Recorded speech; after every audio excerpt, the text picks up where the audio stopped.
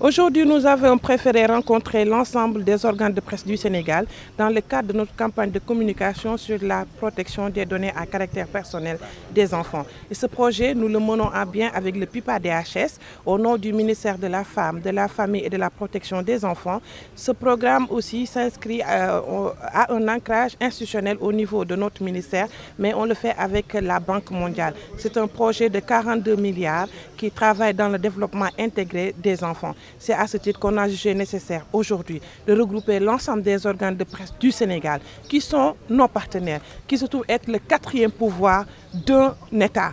Et nous voulons que ces gens-là puissent être conscients du rôle qu'ils jouent par rapport à la protection des données à caractère personnel des enfants. Il faudrait que les journalistes puissent savoir que les enfants ont droit à une protection.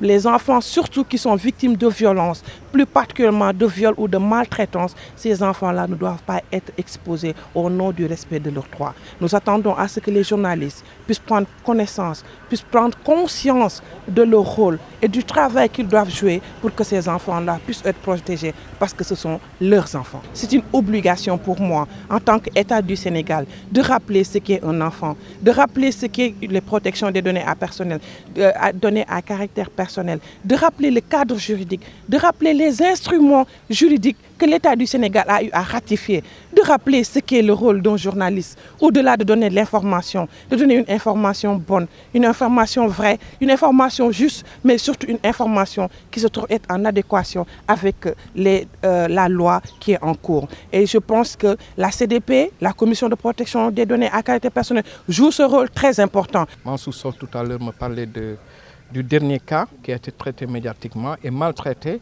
de cette fille violée, de cette fillette mineure violée à Dia, dont on a montré le visage, les habits ensanglantés. Je pense qu'il y a une ligne rouge ou jaune que la presse sénégalaise ne doit plus franchir en matière de traitement de tout ce qui touche les enfants. Que chacun regarde ça comme sa fille, son fils, son neveu et sa nièce. D'abord, sur le plan de l'éthique, on a un vrai problème. Sur le plan de la déontologie, le CORED fait son mieux. Chaque semaine, nous, au niveau de la CDP, on reçoit des plaintes contre des confrères et des organes. Mais nous, notre principe, c'est qu'on n'amène pas un journaliste au tribunal. Ça, c'est une honte pour la corporation. Ça ne doit pas arriver. Un journaliste, sa place n'est pas au tribunal. Donc, c'est à nous de régler ça en amont. Évitons de divulguer les données des enfants.